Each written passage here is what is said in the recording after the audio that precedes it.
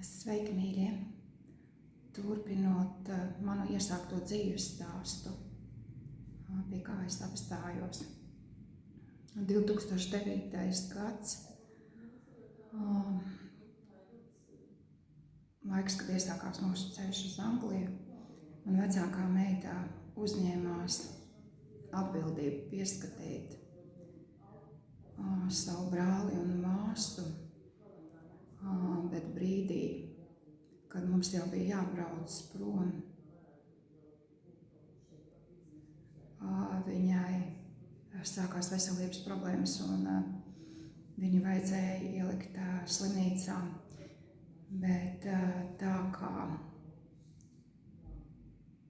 manas meitas puisis Nātiņš jau bija sarunājis mums vietu Anglijā, tad nekas cits neatlika, kā meitu ielikt slimnīcā un pašiem braukt uz Angliju ar domu, kad viņas puisis brauks atpakaļ no Anglijas un palīdzēs viņai pieskatīt bērnus. Mēs braucām ar mašīnu un ieradāmies 28. augustā 2009. Tā bija vairāku guļamistabu māja, kur poļu ģimene nodarbojās ar cilvēku izmitināšanu pa istabiņām un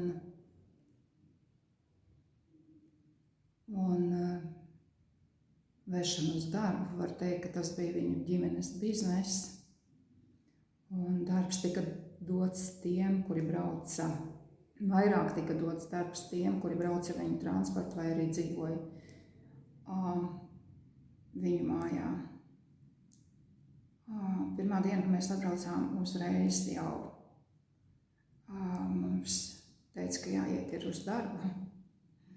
Un pirmā diena bija, es atceros, kad vajadzēja pārlasīt plūmes, un tad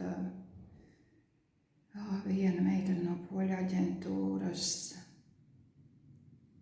pirmais bija, ko viņa teica, ko tu stāvi, kusties ātrāk, ja ne, tev būs jābrauc atpakaļ uz mājām. Jā, un vēl tur bija, es atceros, zemenes bija jāsver un jāliek trauciņos, kā arī ābolu iesaiņošana bija. Un es atceros, ka bija reizes, kad nāca arī no poļu aģentūras ar chronometru uzņemt laiku, cik ātri strādā. Un tad es sapratu, ka ir arī vieta, kur tā kā lai tu nebūtu visu laiku. Acis priekšāk ir arī vieta, kur es varētu mierīgāk strādāt. Tas bija tāds tā kā baseins, ūdens, caur kuru gāja āboli uz līnijām. Un bija jāpaspēj izlasīt visus bojātos ābolus, lai neaiziet uz līniju. Un ja kāds arī gadījās, tad bija liela bļaušana, uzreiz skriešana no aģentūras un bļaušana, ka tur kāds bojātais ābols ir aizgājis. Un viena kā arī no kontrolas sistēmām bija tas, ka darbam sākoties mums bija ar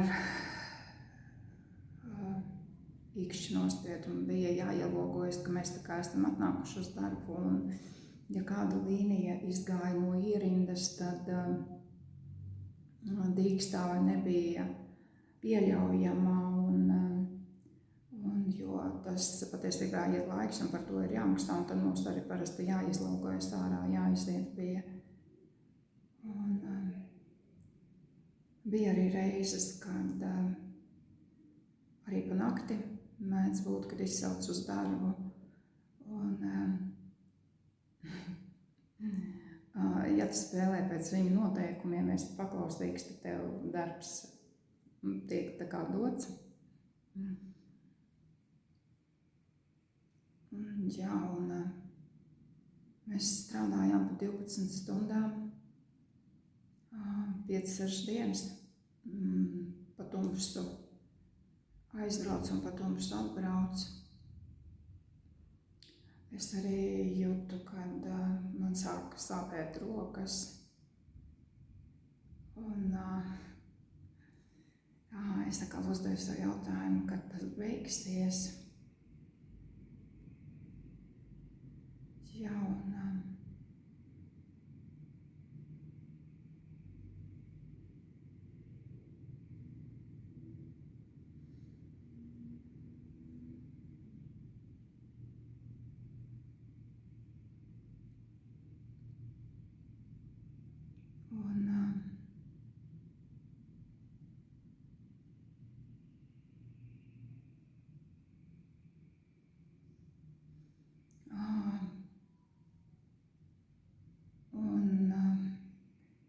bija ar sāpīgi noskatīties, kad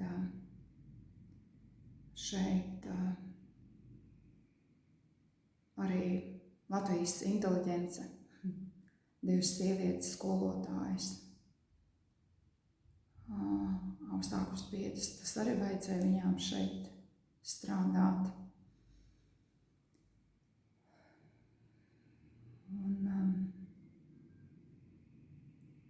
Un vēl tas, kad šeit bija dažādu tautību cilvēki, bet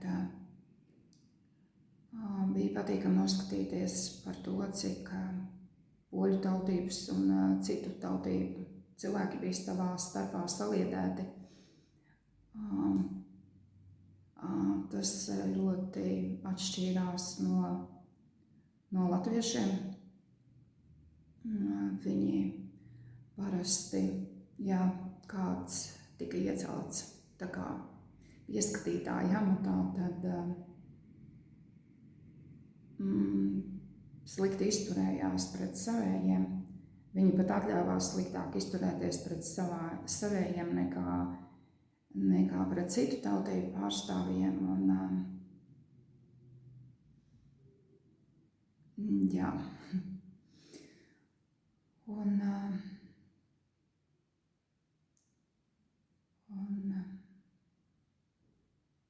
tad bija arī brīdis, kad vīrs nolēma tā kā braukt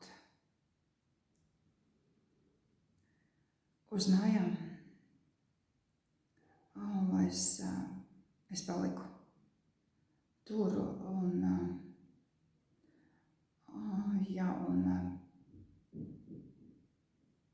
arī atbrauca manā vecākā meita un viņas puisis. Un tas bija laiks arī, kad izlīd ārā atkal mana disfunkcionālā uzvedība. Es biju, teiksim, tā kā no ķēdes norausies, un tad es iepazinos arī ar manu 4. bērnu tēvu. Vienu vīrieti, kuri tā kā nodarbojās arī ar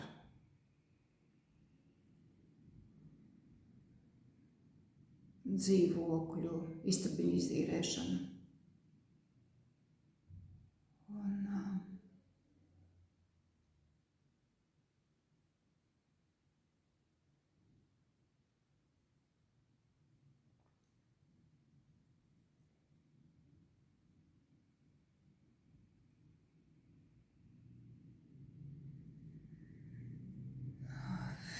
Jā, un šajā laikā es paliku stāvoklī un tad, kad es pateicu to bērna tēvam, viņš teica, ka tas nav viņa bērns un kad viņš izsitīšot no manīm to bērnu.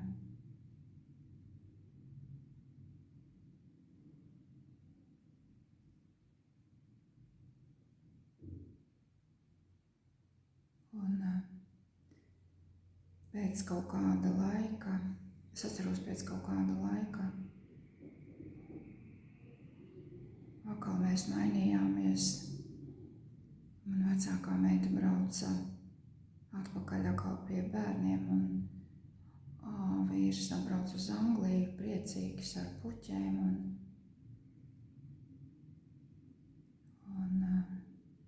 es lūdzu viņam piedošanu par tiem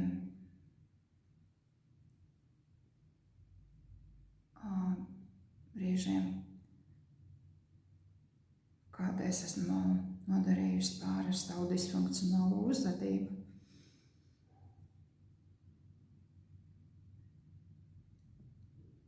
Un pēc kaut kāda gada arī, tad, kad mēs bijām tā kā iekārtojušies un bija darbs, arī varēja bērnus paņemt uz turieni.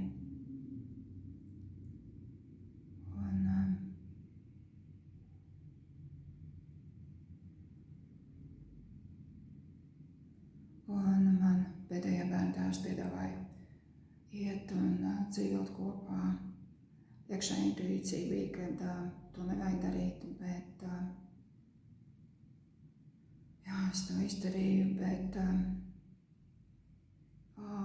viņš jau bija Anglijā ieradies iepriekš un viņš arī labi zināja to pabalstu sistēmu, kādas priekšrocības ir, ja ir bērns. Un tā kā es biju uzskaitē, grūtnieču uzskaitē, tad arī sākumā tur tā kā tika ierakstīts bērnu tēvs, bet bija situācija, kad viņš meta man ar krēslu, sienā palika caurums un bija reizes arī, kad met ārā. Un šis bija arī laiks, kad es iepriekšējā tajā darbā biju nostrādājusi 8 mēneši un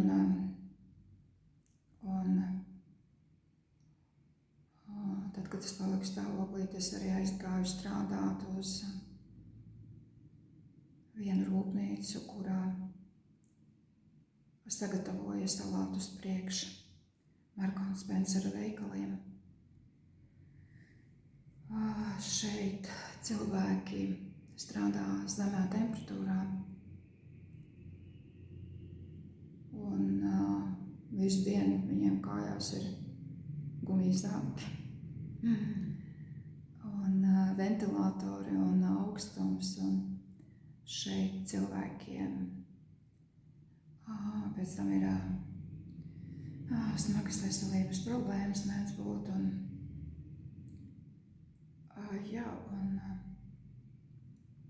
šeit es nostrādāju, varētu teikt, gandrīz bērns piedzima šeit darbā nedēļu. Viņa piedzima nedēļu pēc manas pēdējās darba dienas. Un es arī strādāju pa naktīm. Un tikai atnākot pasaulē Elizabetei, arī mans finansiālais stāvoklis pamazām sāka sakārtoties, bet no viņas tēva puses es izbaudīju vēl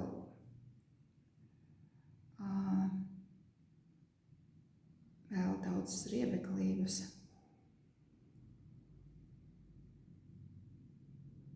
Bet es arī esmu ļoti pateicīga šai pieredzē, jo tas viss dara mani stiprāku un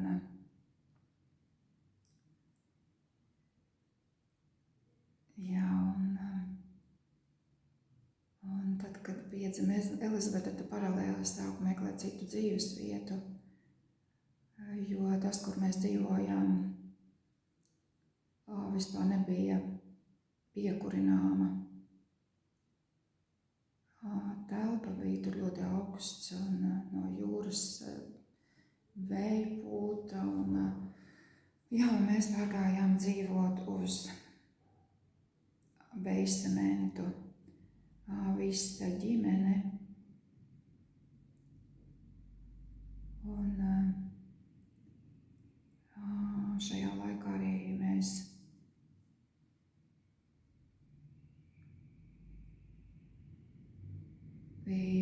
izlēmām ar vīru arī iet katrs savu ceļu, un tad viņš paralēli bērnus sadalīja. Viņš meklēja paralēli ar savu dzīvojamo platību, un arī vecākā meita tajā laikā palika stāvoklī, un mēs šķīrāmies tajā laikā. Katrs aizgāja savu ceļu. Un bieži arī Elizabetes tēvs mēdza mūs apciemot, un bija reize, kad es atceros, es iegādājos televizoru, bet kamēr es biju izgājusi ārā pie bērna, viņš bija noformējis to televizoru uz sevi. Un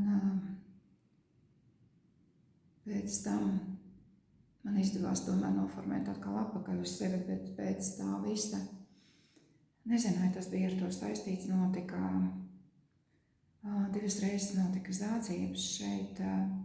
Atceros, pirmā reize bija uz Ziemassvētkiem, kad es biju pie vecākās meitas, un vīrs bija atbraucis, lai paņemtu rūķa cepures, un viņš jautāja man, vai tu esi gaismu atstājusi.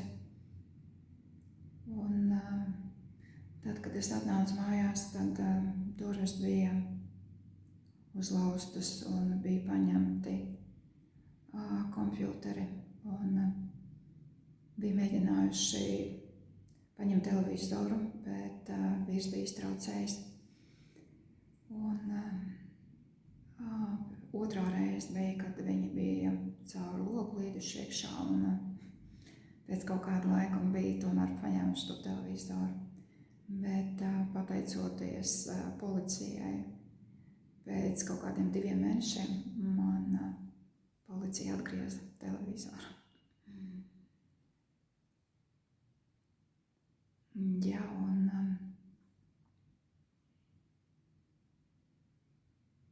pēc šīm situācijām man tika piedāvāta 3 guļamistabu māja, kur es pārgāju dzīvot